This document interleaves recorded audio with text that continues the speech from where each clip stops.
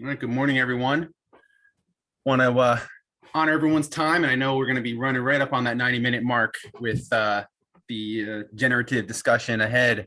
So I want to welcome everyone. I'm so glad you're all here. My name is Marty Dagoberto Lidgate Driggs, and I'm the policy director here at NOFA Mass. And you are attending a local Indigenous relationship with the land with Andre StrongBearHeart Gaines Jr. You should see the slide up there on the screen. Andre StrongBearHeart Gaines Jr. is a citizen of the Nipmuc people. He serves as a cultural steward for his tribe, is a father, public speaker, traditional dancer, Indigenous activist for Indigenous rights, carpenter, and educator. Andre's work focuses on bringing traditional knowledge back to Indigenous peoples, including brain tanning hides and making drums, buckskin, and blankets. Family, culture, and traditions are at the core of his life. Before we jump in, just have a few details to review with you.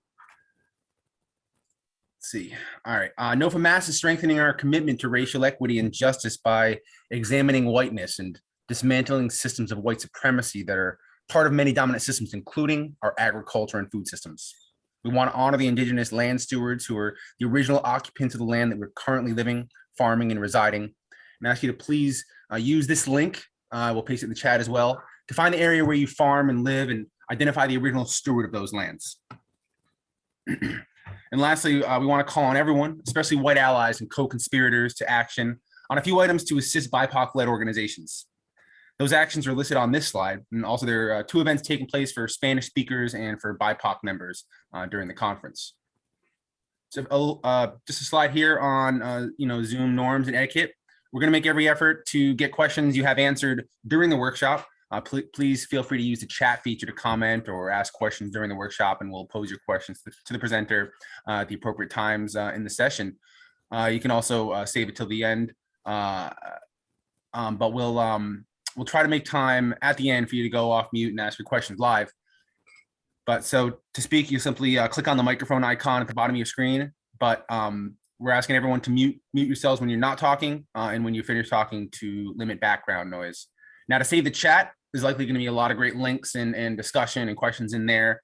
You can go on the right side of the chat where there are the 3 dots, ellipses, for extra actions, and then you click on those 3 dots, click Save Chat, and it'll download to your computer. Most likely, it defaults into your download file. Please note that this session is being recorded, and we'll make these recordings available to all registrants. Moment of recognition to our sponsors. We have a number of sponsors who help make the conference possible, and I strongly encourage you to purchase from them when you can, and when you do, let them know that you appreciate their support of NOFA Mass. And we've also got some incredible items in our, let me show you the silver sponsors as well. In our online auction, we got some really great items up there in the auction, donated from various sponsors and members and supporters of NOFA Mass. Get some great deals and support NOFA in the process. You can go to go.rallyup.com/winner auction. Get that link in the chat, or you can text NOFA at 855-202-2100 to see the lineup. Again, that's 855-202-2100. And I also encourage you to please take a moment to explore their virtual vendors marketplace, where there's a lot of great information and some generous discount codes for conference attendees. Most importantly, we want to thank you for spending the weekend with us, and especially to our NOFA members who make our education and advocacy work possible. So with that, I'll say thank you again. I'll stop the screen share and I'll pass it over to our featured presenter, Andre. Thank you, Marty. Can you guys hear me all right? All right. Just gonna start off here for a moment in a good way.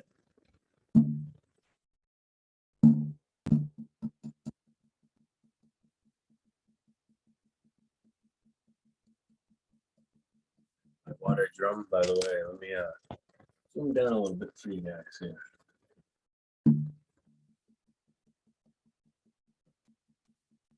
When I go,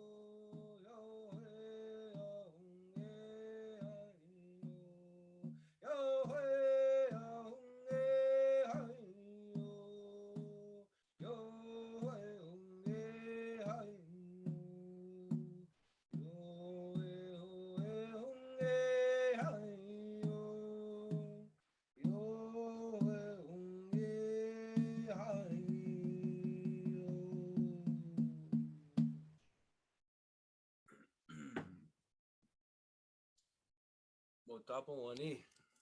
Good morning. That's a Sawas Minikisu Masmata. My name is Andre StrongBearHeart. I'm from the Nipmuc Nation, a Nipmuc citizen. I wanted to start off with a song that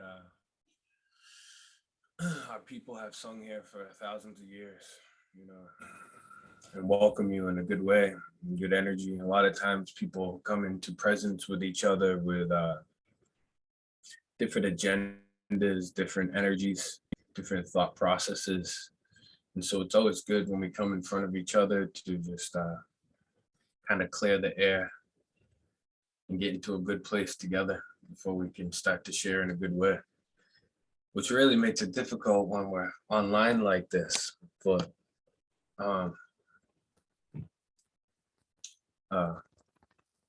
I can manage. Sorry, my voice. Me and my nephew, we had just gotten over this COVID sickness that the world is dealing with right now. I'm not vaccinated, and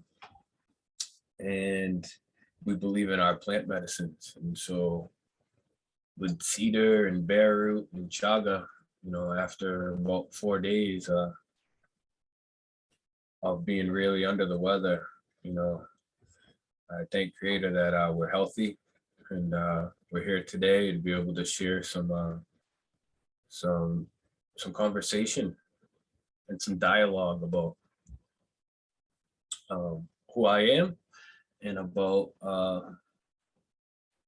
the way things I see them are here today. So I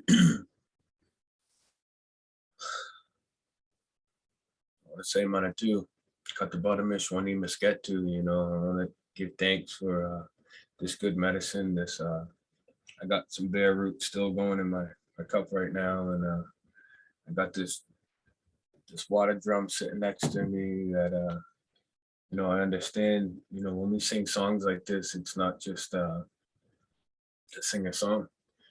You know, I actually haven't been able to sing for a little bit now, and so that was the first song I've sang in a while, and that was reciprocative medicine for me, you know, as well, just as much as this bear root tea. And I give thanks for that, you know.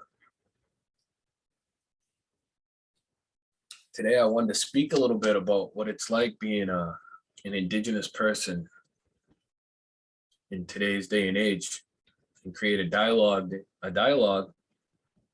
and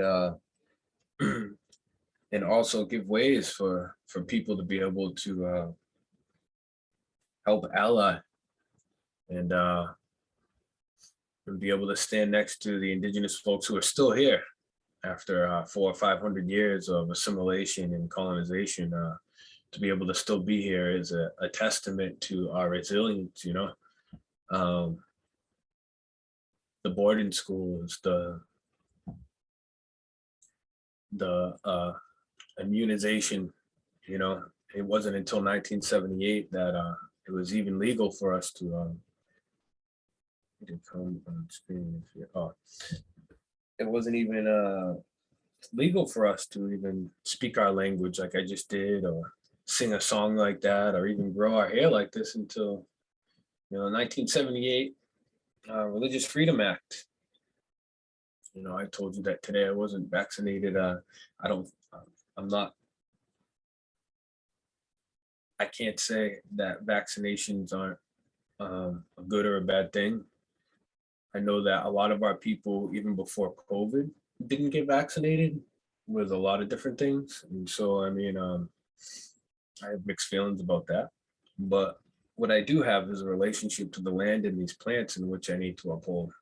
And so when it comes to these medicine plants, for me to not acknowledge them and go ahead and walk by them and ask for a medicine from colonized hands would be completely disrespectful and not the way my elders have taught me. And so, so I just want to speak a little bit about myself for a moment. You know, I grew up in a system in which told me how to dress, how to speak, like we all do. You know, I grew up on the Cape and kept moving north, but I grew up around the Mashpee community. I'm Nipmuc. My people, our state reservation is in Grafton, Mass. It's a whole 4.5 acres, which is outrageous compared to our territory, in which we still know and acknowledge as Nipmuc territory today. That's just what the state recognizes as. So I just want to speak a little bit about what it is that we deal with as Indigenous folks and what I've dealt with growing up, you know, being forced into systems of poverty and alcoholism and drug addiction, then being forced into systems of what colonial way of living is, meaning get an XYZ job, make a certain amount of money, work for the weekends, save to retire, and live this particular life in which society has created for us. And, you know, there comes a point in the midst of all doing that as a carpenter and a roofer and a traditionalist, in between time, I'm trying to do these things during the week, and during the weekend, trying to, you know, be at powwows and make wampum jewelry and, you know, teach these young ones about what it is to be a native. But what I was doing is I was severing myself in half, and it wasn't working.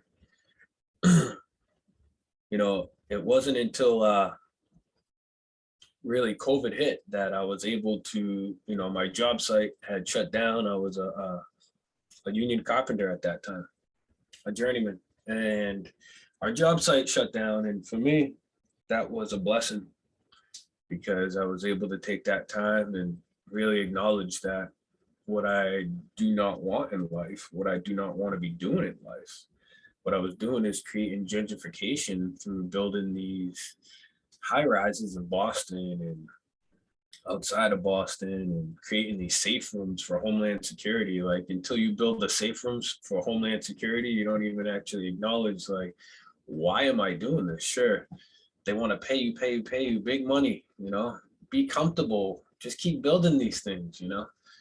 They put you in a position where it's like that frog in a pan, you know, you stick a frog in a hot pan, it'll hop right out.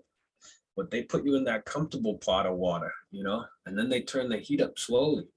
And so you don't realize that you're living your life, you know, that frog will stay in that pot of water all the way up until it boils, and it'll stay there comfortably until it dies. And that's what society was doing to me, and it does to a lot of our folks and people in general. They put us in a situation where we're comfortable, the best health care, X amount of dollars a year, put you in a place where society says that he's doing the right thing because he's doing this, you know? Yeah, I got to a point where it was really breaking down my psyche, and it was really difficult. And so, you know, like I said, I was grateful for COVID in that way, because when that time came and the job site shut down, I was able to walk away from it all. And I said no more.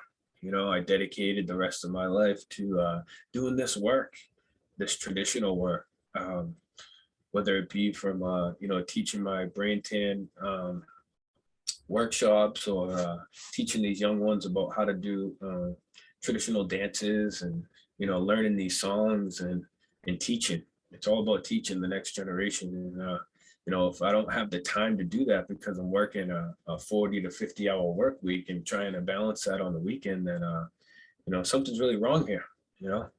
And so past few years, I've been dedicating my life, and it was a really hard decision to walk away from everything. To be completely honest with you, you know, I moved into a camper not too far off of our reservation. And, you know, I had to go back to basics, split wood, haul water, and remember about where all the things that we need to be grateful for here. You know, sometimes it takes losing everything before you can actually rebalance into what's important here. And so for me, that's what it took. It took for me to, I wouldn't say lose everything. It was more or less gain everything back. And so the things that I've gained back in a few years compared to all those things that I created from, you know, being a union carpenter and building, you know, as a builder, you realize you can build anything you want, you know, anything you think about, you can build. So there came a point where I had a lot of things, and all those things did was really create a barrier for me being able to be who I'm supposed to be here on Turtle Island. In that time, I've really been able to refocus and rebalance and really take that time to work on and create relationships, new relationships. That's really what it's about. Whether it's allies, whether it's other Indigenous relationships, whether it's taking the time with the relationships with the land. I've got to spend more time with the land now than I've ever really been able to. And because of that, the land has been teaching me a lot of lessons in which you know, you don't get a chance to when you just go for hikes on the weekend. Turtle Island's here, from, you know, North America to South America, you know. We call it Mashitunapasaw, the great turtle. You know, we didn't see borders. We didn't understand those things.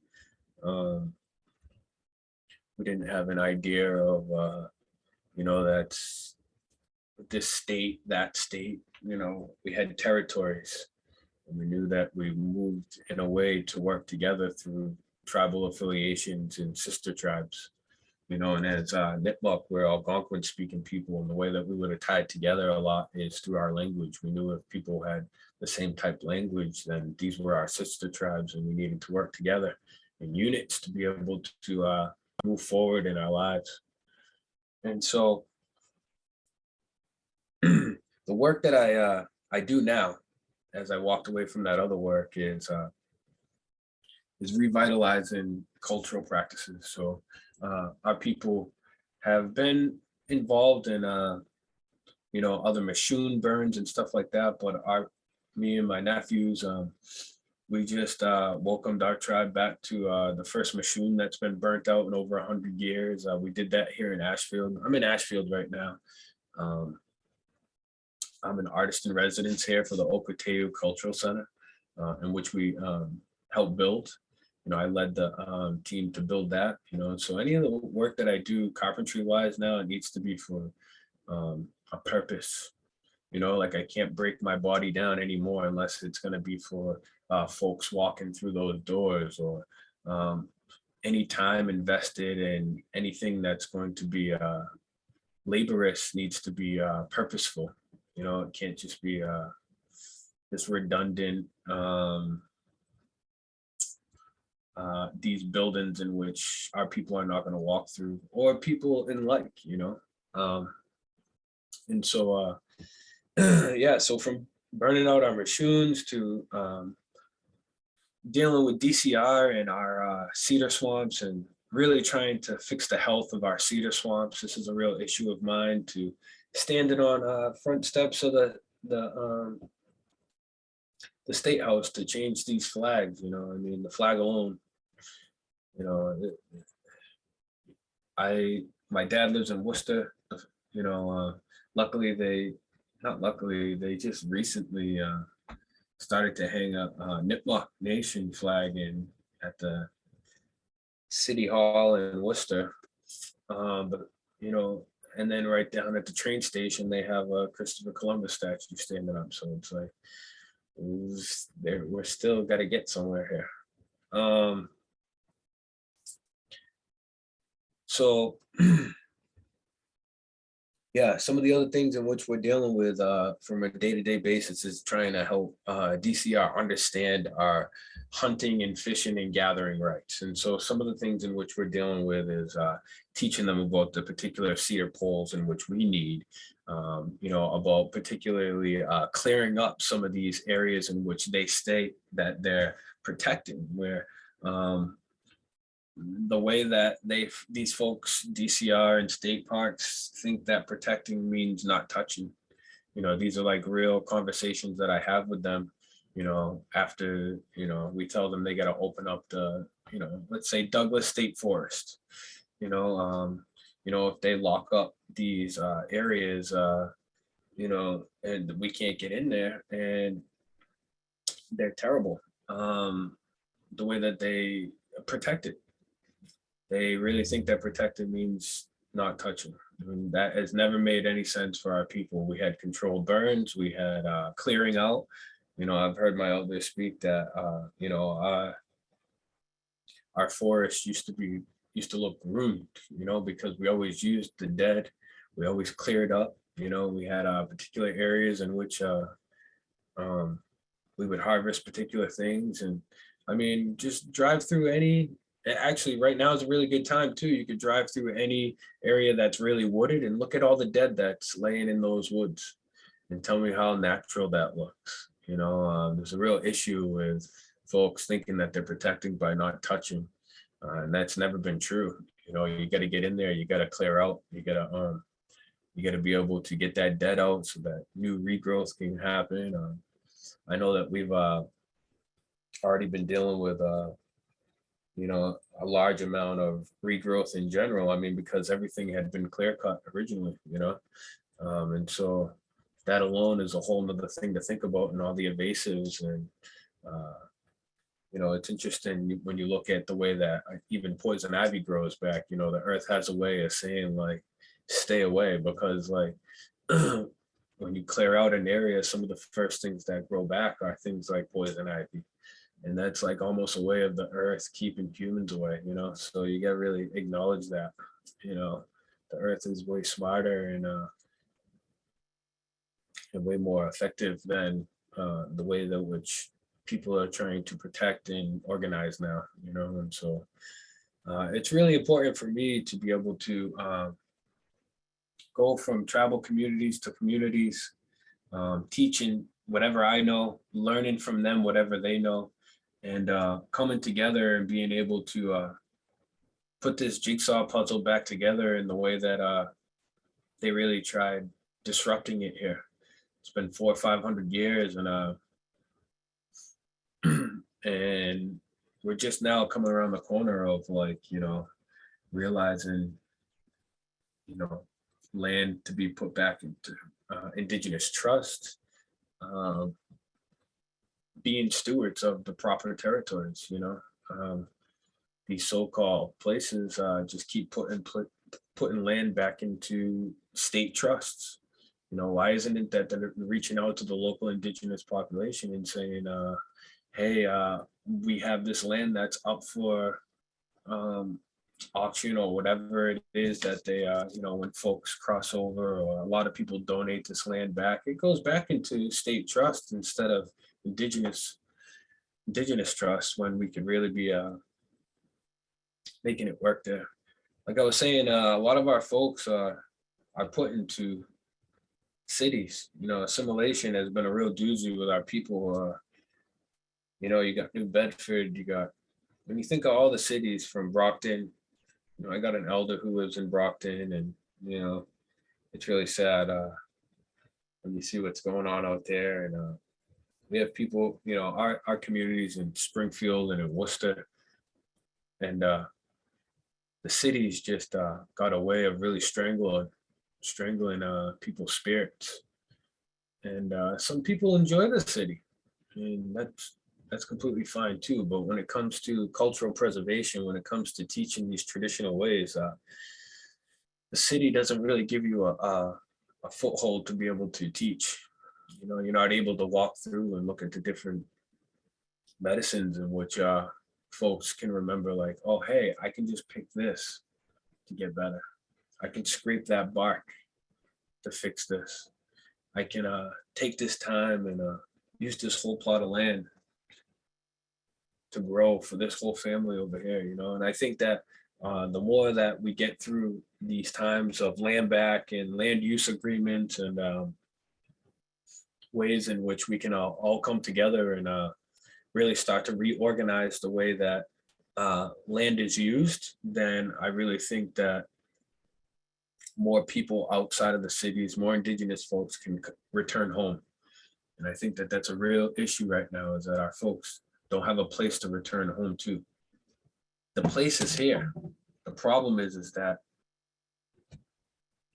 people have such a strong hold on, oh, they have the deeds to it and this, that, and the other thing. And it's, no, it's about sharing the land. You know, the land is alive. When we say to all our relations of Omani Kankaswak, you know, we acknowledge our land is alive. It's an entity. You can't own somebody else. Like, that's like owning a slave, you know. You can't own a person.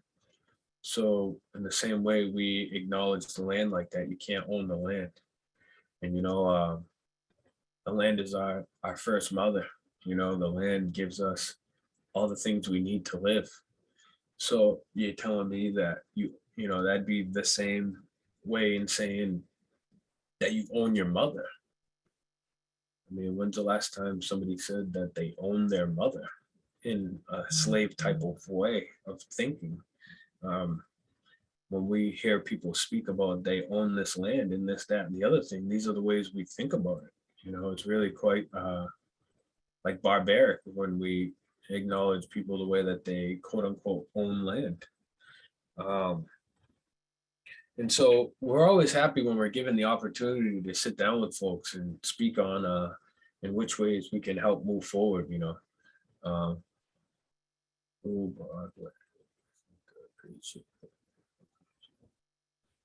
Oh, I was just reading one of the comments here because I saw Penobscot land. I was just out there this past year for the fiddle harvest. I was welcomed up there, and I was really honored to be able to be part of that fiddle harvest and see the Penobscots come together in that way as well.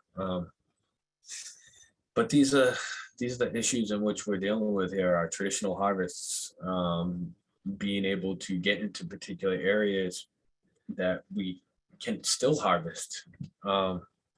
These are issues. These are real issues that we have. Yeah, Peter Sham. So we have a Nipmuc cultural preservation. Fred Freeman is the chair of that, and we've gotten a lot of land back in Peterson. And we're looking to move forward. If anybody knows the history of Peterson, I mean, the history of anywhere here in Massachusetts, all across, but for a Nipmuc, that area is really horrific. You know, I laugh about it. It's like a native thing. We laugh at insanity, but like, because what are you gonna do but laugh about it? But what we need to do is speak the truth about these places, you know, when they're being sold off due to scalps. You know, they spoke about Indigenous folks were the ones who were collecting scalps. That's completely backwards. You know, it started off with these folks collecting our scalps. It was for a certain amount of dollar for young men and women, particular price range. You know, there's many documents that you can still look up. So, you know, so to be able to have my hair as long as I'd like today, speak the language that I still do today. Unfortunately, I speak more English than I do Nipmuc. You know, that's unfortunate for me. But, you know, language is really an important thing for us to really focus on, as well as cultural preservation when it comes to our cultural practices and traditional skills, you know. So between our language, our skills, you know, when it comes to building our traditional homes or Weetus or Nisweetus. All these things are really tied in together when it comes to the walk of life in which me and my family are walking now. I mean, really, I could get into a lot more other things. Let me read. Does anybody have a question at this point? Well, Andre, I saw one come up, and for those, I heard you say, encouraging us to enter into a deeper relationship with the land.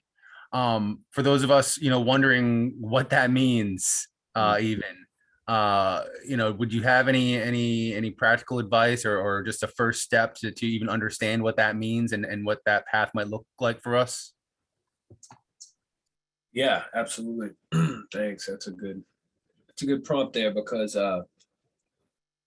my relationship to the land is going to be a lot different than anybody who's not traditionally from these lands here, because we have blood memory, our ancestral memory goes back thousands of years here. And so when we sit with a particular tree, because there's a particular story that we've been told about this tree that's thousands of years old, and then we acknowledge this story next to this tree, and we sing a song to the tree, maybe, and give back something to that tree, that relationship is much different than those who are acknowledging that tree for what it is, can be. But what I do want to say is that, like, the best thing that you could do is try to find a way to have a reciprocative balance between the things that are in between you. Then that relationship can happen. See, because as humans, we want to have reciprocative balances as well in relationships. So when we feel that a relationship is unbalanced, then we acknowledge that, and we figure out, should I even be friends for this person? Or is there a way that we can grow further together? Should I acknowledge this to this person, that they're not balancing out our friendship here? These plants and these animals and this earth feels the same way, quite honestly, when it comes to reciprocative balances. And so when we're taking from the earth, or just walking by it and really not even acknowledging that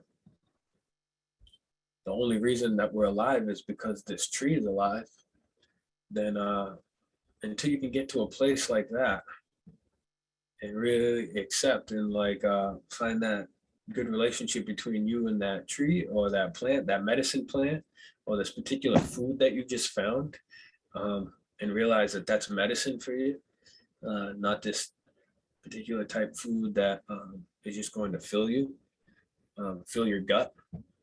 No, food is medicine for us, and without it, we die. And so without those plants, without those things, we die.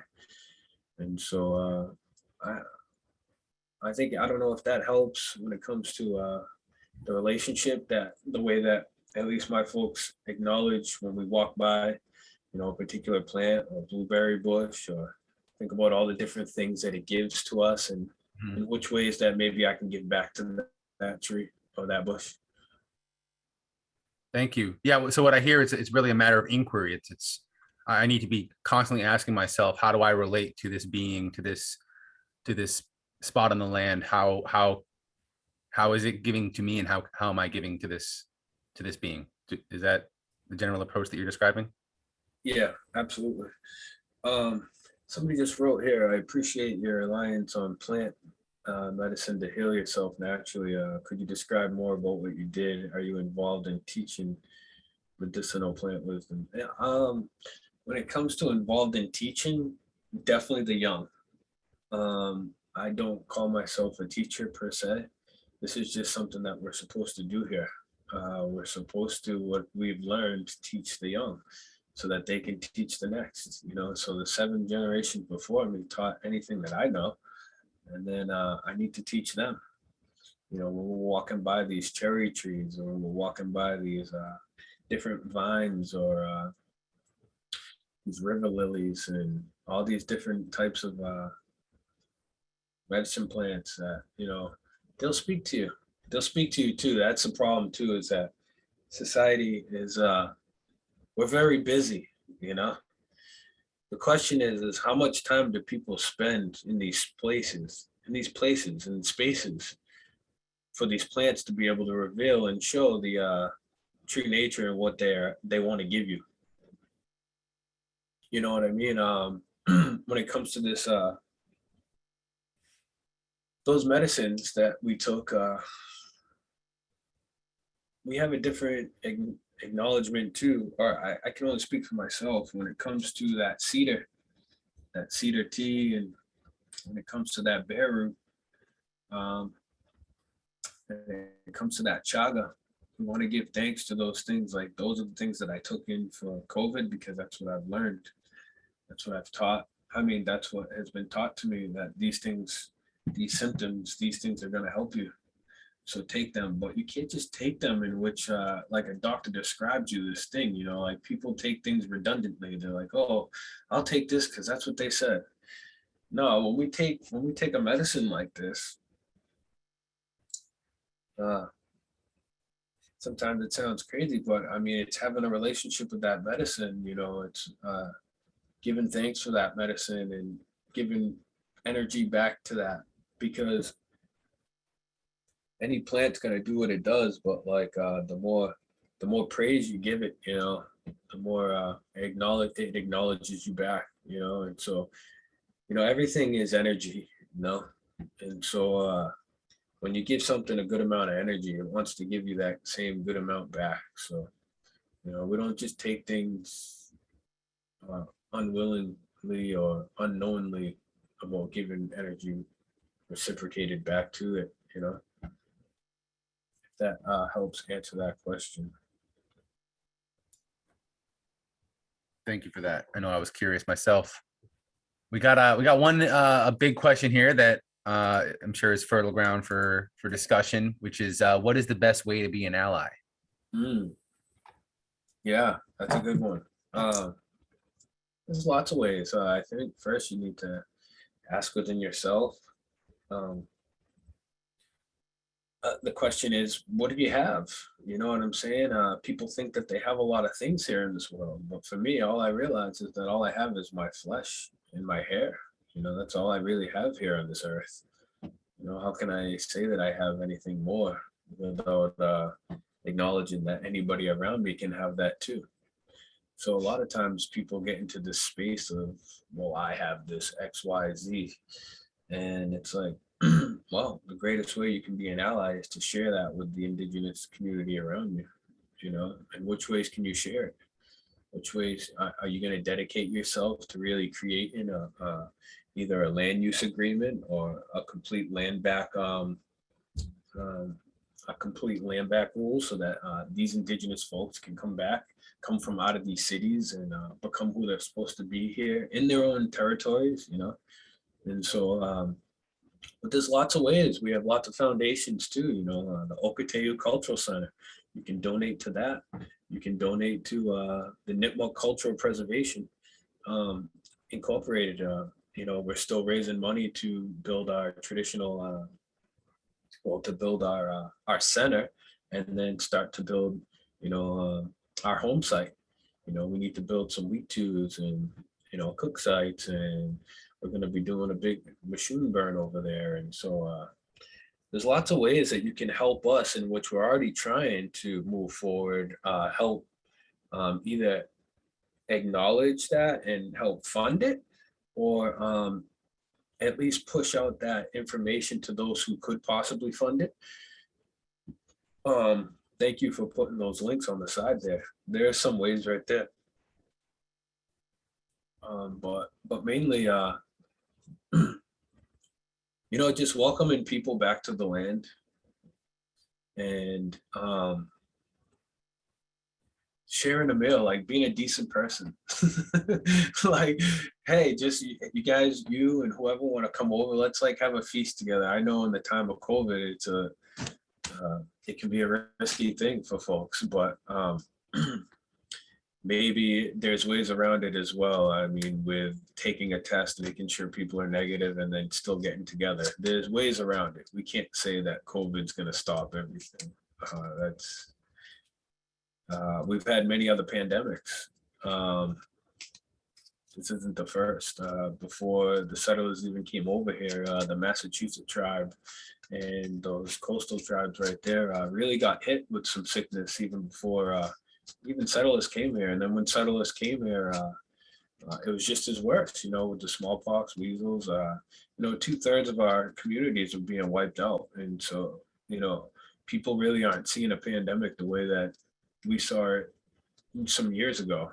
We're talking 75% of 100. So, you know, 75 people out of 100 being wiped out of a community is really impactful. And that's what was happening in particular coastal tribes, you know, and they're still being affected by that. You know, we have the Massachusetts, the Ponkapog, and the Masket and Titicut, and we had tribes here, Pokanoket, and that are really downsized now, like immensely, and so much that even some say that they're not even here anymore. But you know, people know who they are, and so you know, it's nice that that our people are still here, and that some of these coastal folks are still here, but there are other tribes that have been wiped out. And so you know, these pandemics are heavy, but we need to find ways to move forward, you know. Yeah, allyship. So land back, land use agreements, and then yeah, just like control land shared agreements. Like I believe they have, like people have, there's all different sorts of agreements that are going on now, and there's definitely ways that you can review that and figure that out, and ways that you can be part of that movement. I was trying to find a good resource on Indigenous land use agreements. Yeah, It's a legal term, ILUA. I found something from National Native Title Tribunal. I don't know if that's appropriate, but do you have another resource on how people can learn about how to enter into or support land use agreements? I actually don't have one right off the bat, but I do have another collective that in which you could reach out to is which help allyship is the Eastern Woodland Rematriation, and they're another group that also has a bunch of our Nipmuc folks and from Wabanaki folks, and are doing really great things. And so we really want to give thanks to all those Indigenous communities and collectives that are coming together to really, you know, do heirloom seed saves and particular restorative cultural practices, and create these workshops. And for people like me, especially who have dedicated their lives to teaching these ways and to walk in these ways, there's got to be like collectives and people like them who are able to take care of the people who are willing to do the work, you know. And so you know, I believe there's more. I just don't have them off the top of my head right now.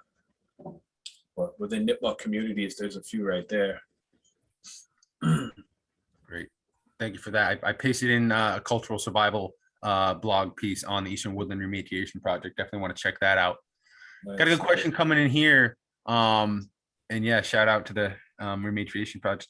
Shout out to EWRC and Keely Curlis. Check them out. All right. Jesse, if you can provide a link there. Yeah, Keely's an amazing farmer as well, you know, and so the work that she's done, countless hours of, you know, seed saving and organizing and farming in general, you know, big respect to her and the collective for doing what they do. Absolutely.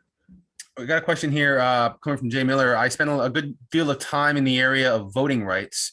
In the system that we live under, laws govern our behavior in some degree.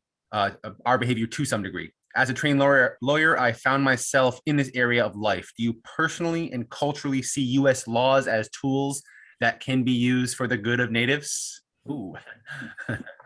That's a funny question.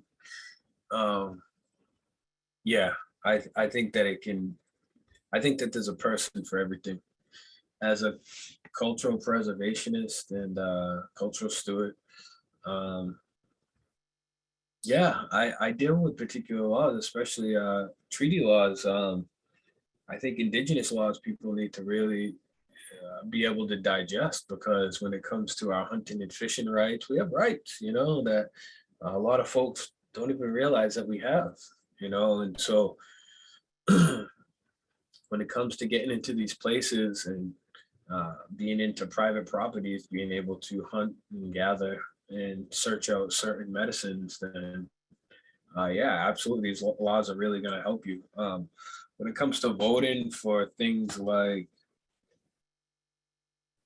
all these other things that people vote for, I'm really not the one to ask. I know that it's definitely important that we have indigenous people who are knowledgeable enough, or folks who are allies who are knowledgeable enough about our indigenous laws and ways that we are able to move forward in a political way. But um, for me, politics is unhealthy.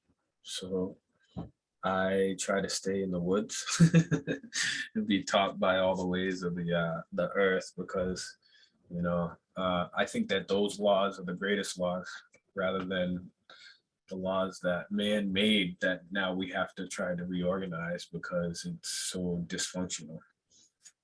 That's just my personal opinion. But so yeah, I try to just move in a good way with um,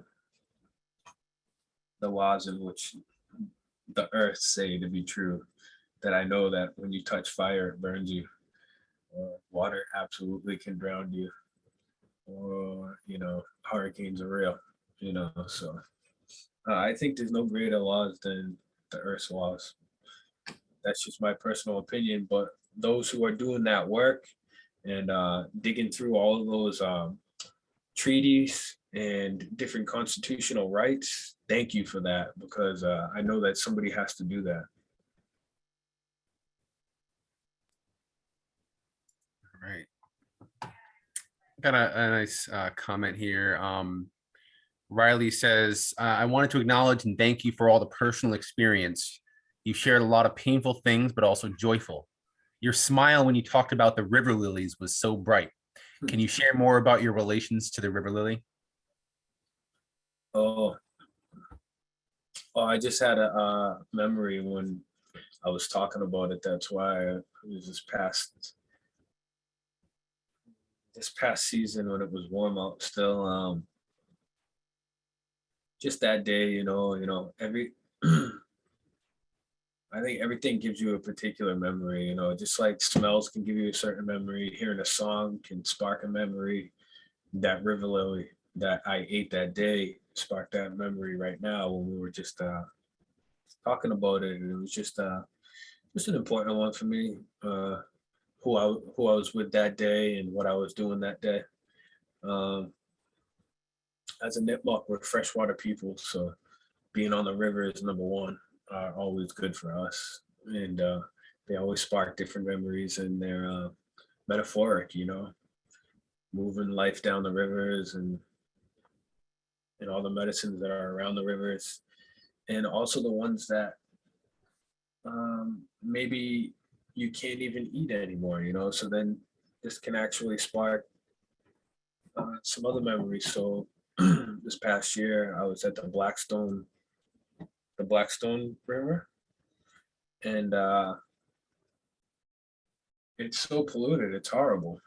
They got signs and gas lines running through it, and we did a paddle on it to acknowledge what has happened there. They used to strategically put these mills in places right off the rivers so that they could dump all their pollutants right into the river, and it was an easy way for them to keep processes going. to just dump. And so these sediments and things like that are still there today. And so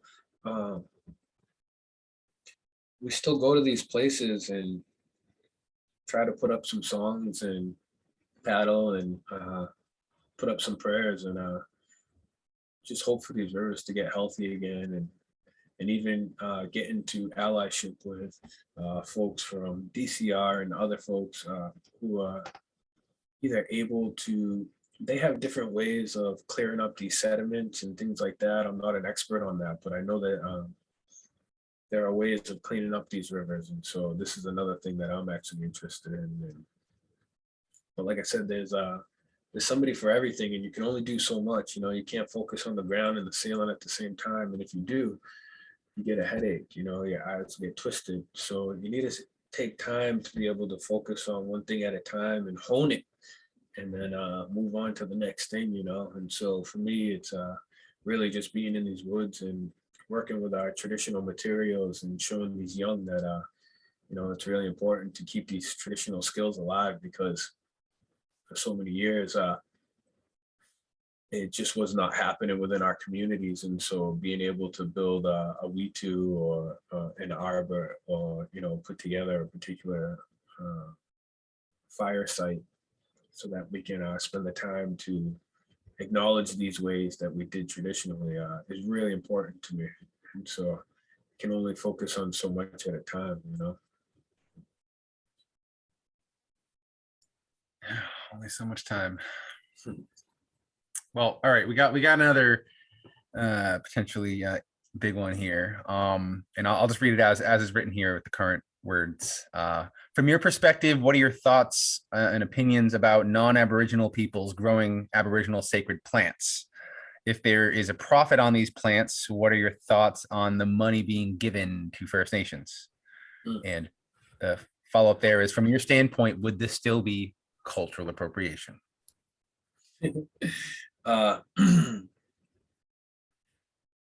Yeah. Well, first off, I think it's a problem non-Indigenous folks.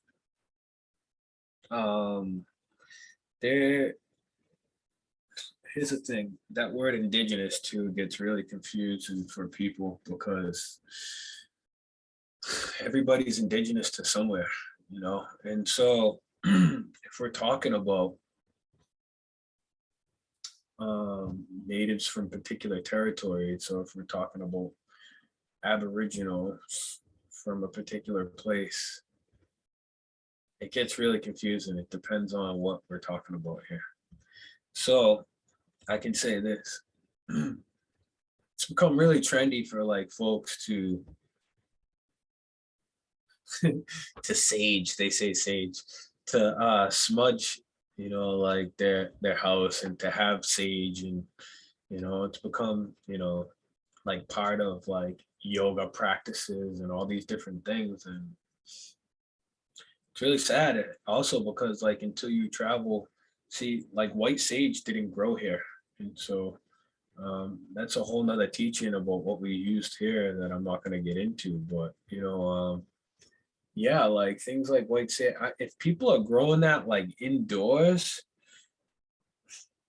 and selling it, I don't know, like I have a lot of mixed feelings about it. You know, some people are like, well, we're trying to keep it alive, and that way we don't have to harvest from the earth. And really, you got to ask yourself, like, do you feel right doing it?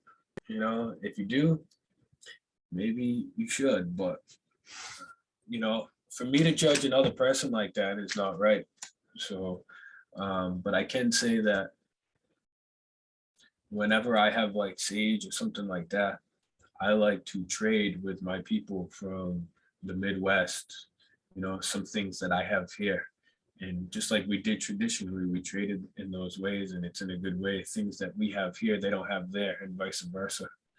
And so I think that for me, that's a good way of accumulating things like white sage and other different types of medicinals in that way.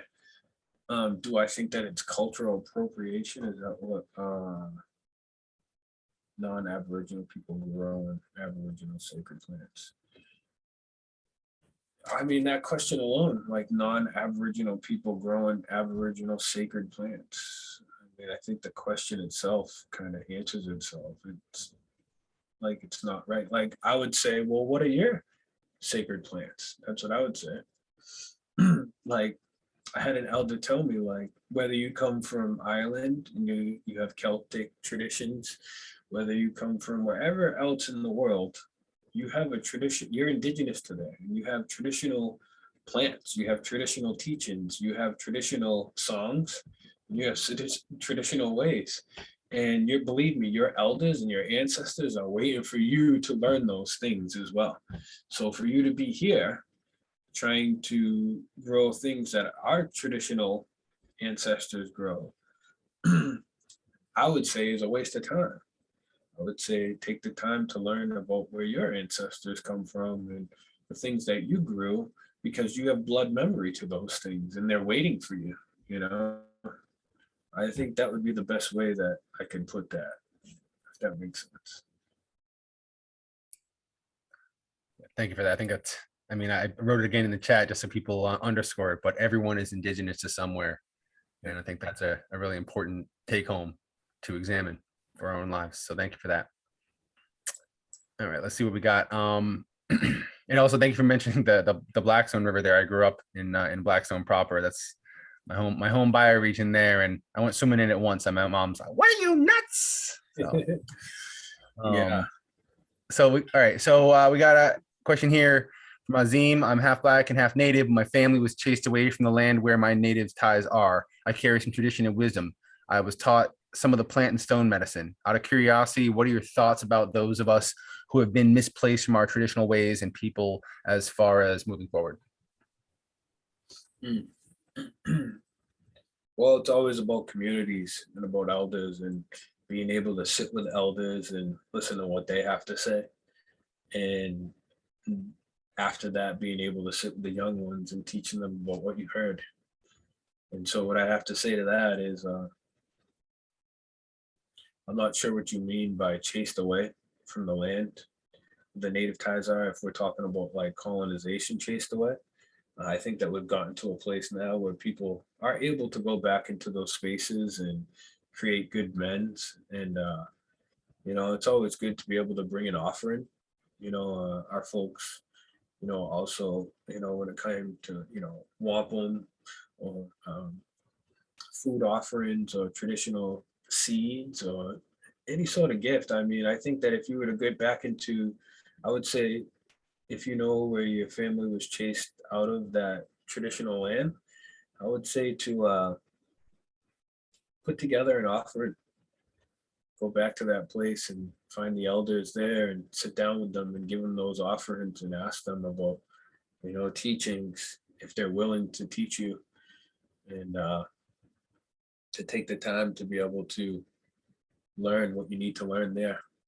Because everything that we have taught is orally, you know, and so people can read all they want about our peoples here and they can learn all they want, but until you're able to sit with these elders and have some continuity within community and let people know who you are and they know who, and you know who they are, then you really can't get anywhere. You know, you can, like I said, you can learn as much as you want, but until you're actually integrated into community is where you're taught all the things in which you need to. And so I would say that that'd be a good start, to put together an offering to figure out in which where you came from and go and sit with those elders and offer that offering in a good way.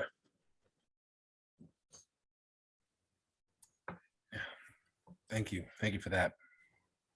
And I mean, that makes me think of just a general question that is sort of a theme here, but you know, for I think everyone who's here is drawn here for a certain I think some common reason of you know, wanting to understand your perspectives and how to re-enter into that relationship, how to remember our roots.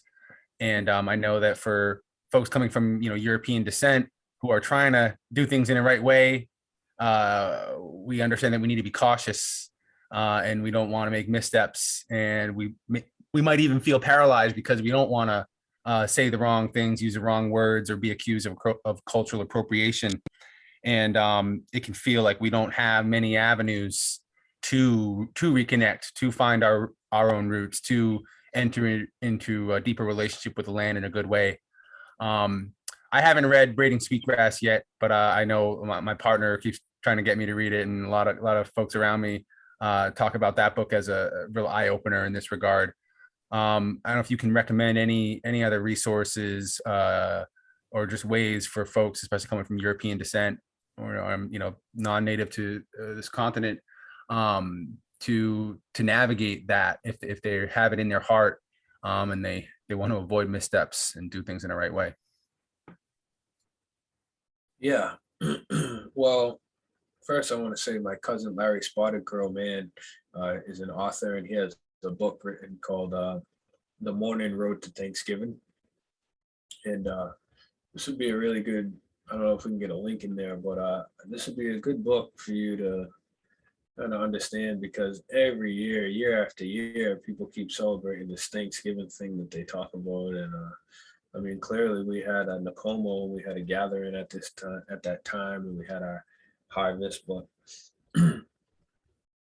that's not so much off topic, because the fact that it teaches you about what it's like really being an Indigenous person here and in today's day and age, and the things that you've dealt with, and how to move on in a good way. And so that book right there, I would definitely recommend for folks to be able to kind of acknowledge in a deeper way than rather than me speaking here like this online.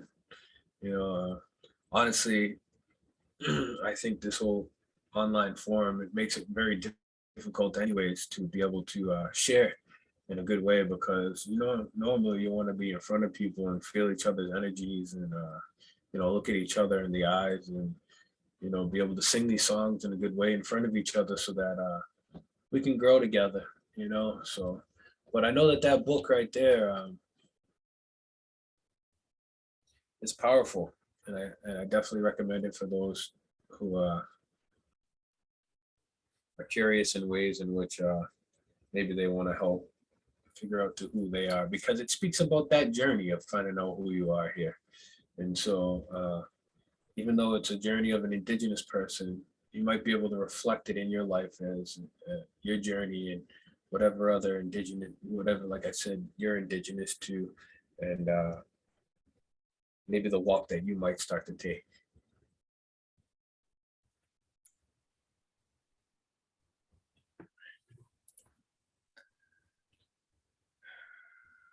Oh, hold on, I can't go to my place where my ancestors were forced off their land.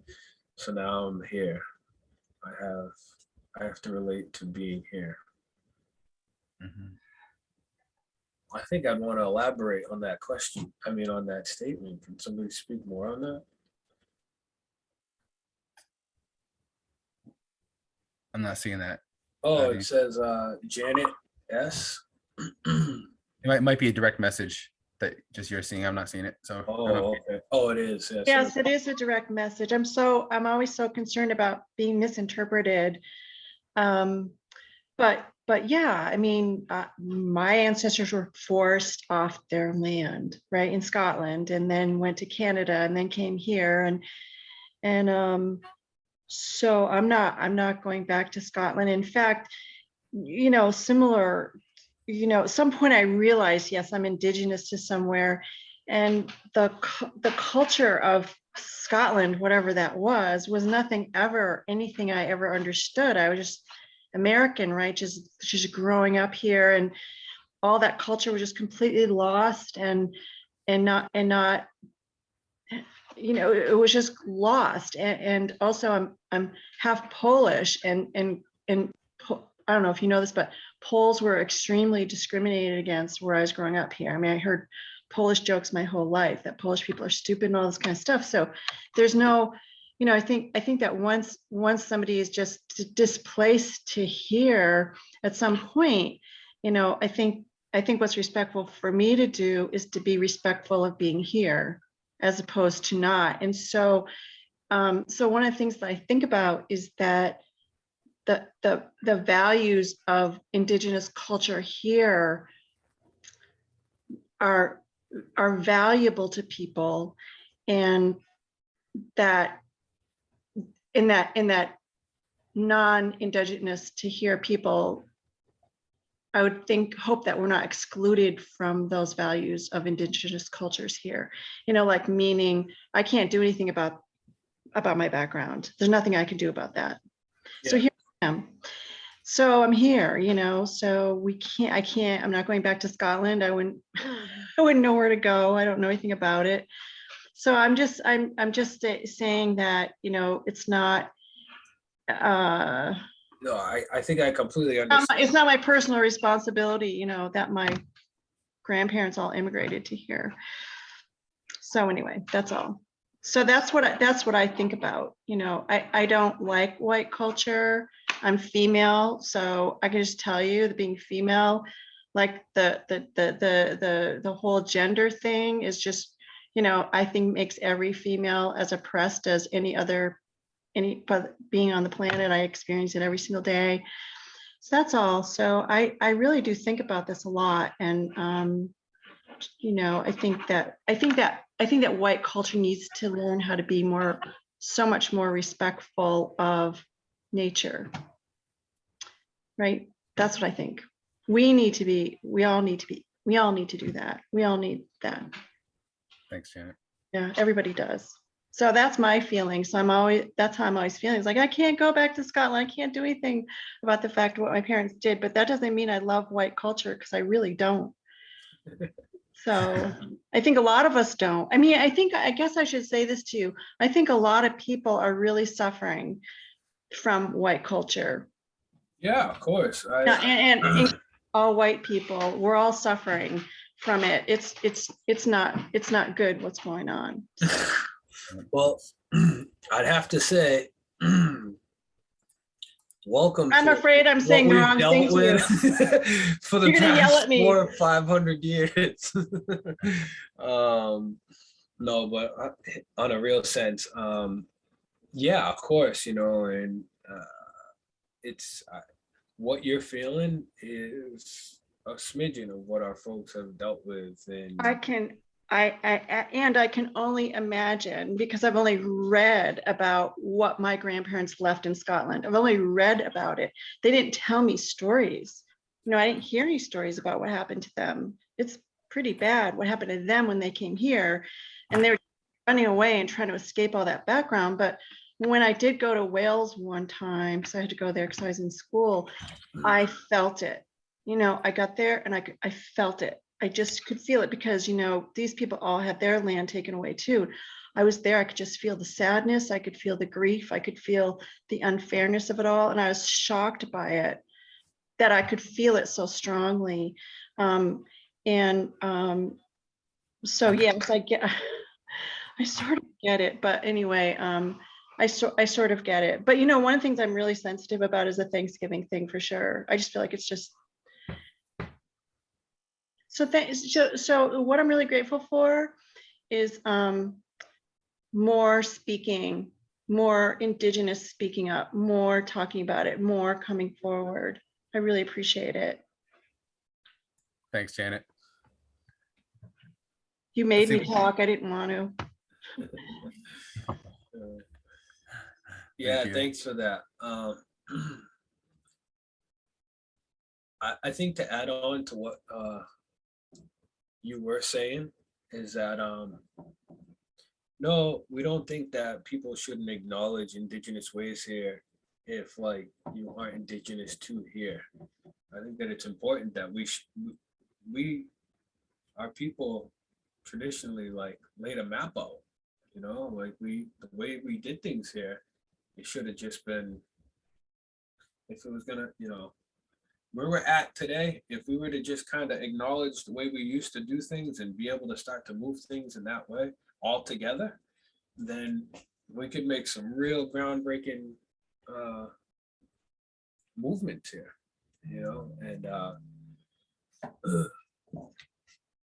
so what I mean to say is, definitely acknowledge the way that Indigenous folks, people, our folks did things here, and be able to try to respect that and walk in the same way. And I think the biggest thing is just create space for Indigenous folks to be able to get into those areas, to be able to teach, or like you said, you were happy that more Indigenous folks are able to voice the way that we feel today. I mean, I'm glad you're happy for that, but it was years that my people had to hide about who they are, you know, and you know, they were hiding in these churches that they were forced to be in. But you know, I'm forever grateful for my ancestors' resilience, that they kept these ceremonies and these traditional practices alive, so that, you know, me and these young ones around me can still walk in the way that we did, and still be able to have some knowledge of what we traditionally did. The other thing that people don't recognize either is that there's still, you know, places that are being dug up all over the place, you know. This is a real issue, you know.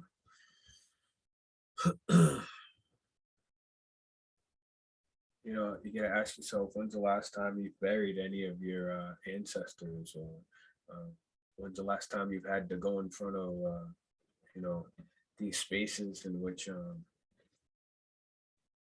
you know, that there was a village site here, and now there's a big shopping mall, and we have to just learn to accept it, you know. Like every day we're forced to deal with like colonization on a whole. Like, not to mention, as an Indigenous person here, a lot of folks thinking, well, you don't look Indigenous. It's like, what is that supposed to mean? Look native to where? You know, like people like ask you where you're from. You Spanish or something? Like, you get this a lot. You know what I mean? And then you're like, well, what do you mean Spanish? Like, that's a language, you know. And so people don't even understand how to like acknowledge and conversate with people in a good way, you know. And so, man, like what I've dealt with here as a kid, from growing up to where I stand today, and this is why the fact that I'm leading either a stomp dance through a crowd of state police, or singing a song on front steps of the state house, or marching with the Indigenous people movement through DC all the way to the BIA. I'll continue to stand up and fight for these rights, and for acknowledge these treaties that were written into time in memoriam, that you know, just aren't being acknowledged. And so, yeah, I don't know, I can get lost a lot in that, but the biggest thing is we're at a time right now. We're at a time, this paradigm shift. The land's really being affected by what the people have done here, and the people are really waking up. My people, Indigenous people, are really waking up into ways in which we can restore things back into balance. And so we need allyship. We need people to come together and be able to create space for our peoples in which to bring balance back into balance. Thank you. Before we head to wrap up, I just want to invite Azim, who had a comment earlier and is identifying with his native heritage here. I don't know if you had any other comments or things you wanted to, any offerings to the space, Azim. Just want to give you a moment. Aho, peace everybody, and thank you. My name is Azim. As I said in the comments, I'm half Black, half Native American. A lot of my history, as far as my Black side's wrapped up in slavery. We don't really trace our roots through that very much. The other half, it was through the slave side we were misplaced from our lands. I represent the Cherokee and the Blackfoot. So I'm here in Connecticut, beautiful place to be. I love the conversation. I appreciate you, Brother Andre. And a lot of things you've spoken on are very beautiful, and there are things I also teach. I'm a farm educator, whatever that means. So my whole thing is helping people build their relationship with the land again. And the whole thing about the earth actually speaks. It's a living, breathing entity, just like he said. I talk to my plants, I share songs with my plants. It's a beautiful thing. And I try to teach people or inspire people to feel that same connection and relationship, because it's a reciprocal relationship. The more you give, the more it gives you back. And that's an interesting thing that a lot of people don't really, a lot of people in American society have a difficult time perceiving correctly. Like, what do you mean I talk to the plant talks back? Yes, you talk to the plant talks back. The more love and affection, the more gratitude you give it, the more it gives back. And that's something that can't ever be said enough. So, Thank yeah. you. Appreciate So, that.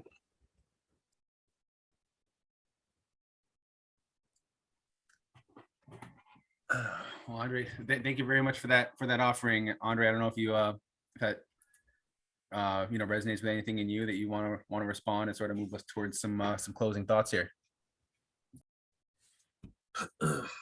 Well, one thing I wanted to speak on real quick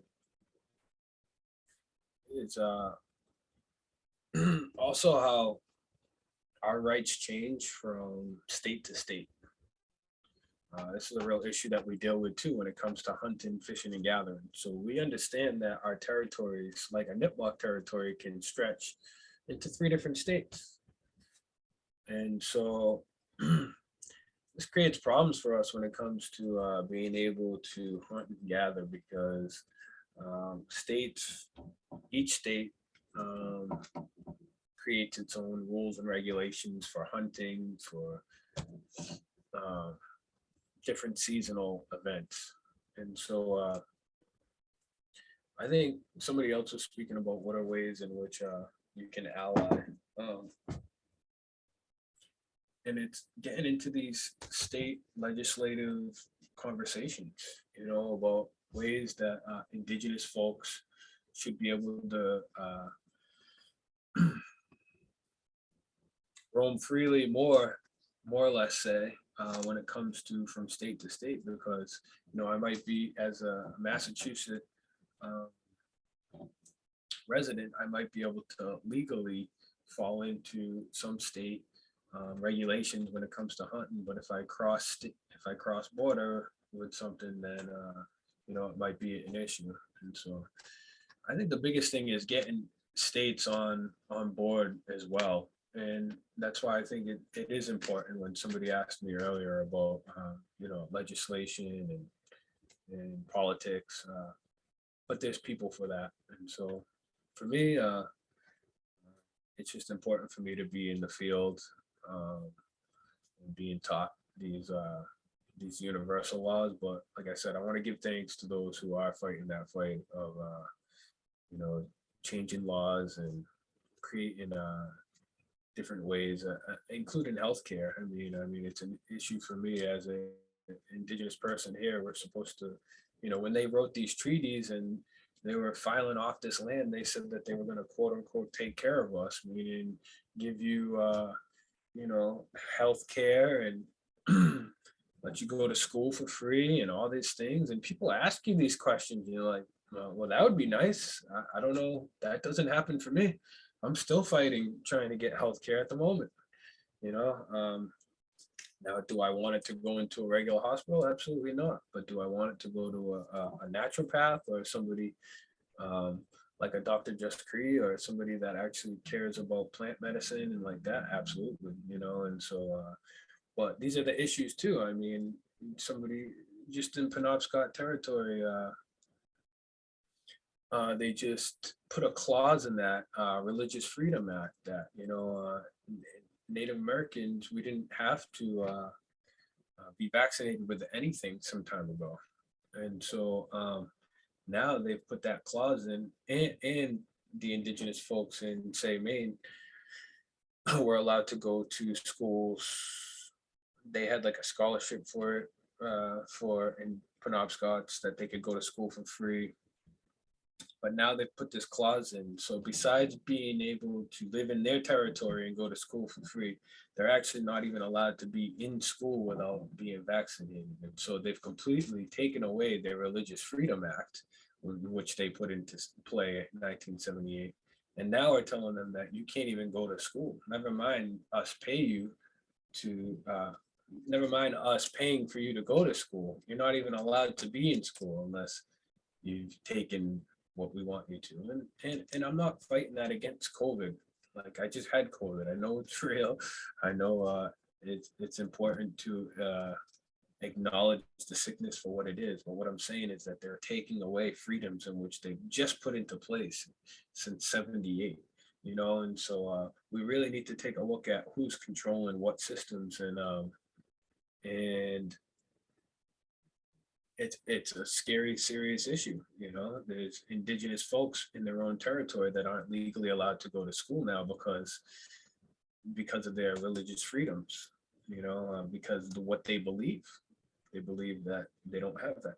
This vaccine thing was bigger before. It was just as there's plenty of people even before COVID who didn't get vaccinated from anything, you know, and that still go to, you know, get up and live everyday life. But now they're being told you're not allowed to. And so we're getting to a serious place here, and we're going to need some real allyship. And, you know, that's just one of the many ways in which colonization is really affecting Indigenous folks here.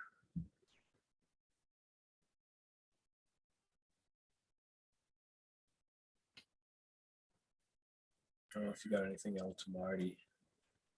I think that might be a good place to wrap it.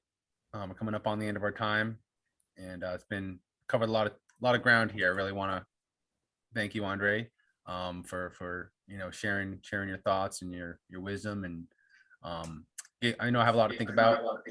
Oh, got some feedback there. Sorry. I also want to speak on real quick. Oh, is this somebody who has? I fixed it. I fixed it. All right.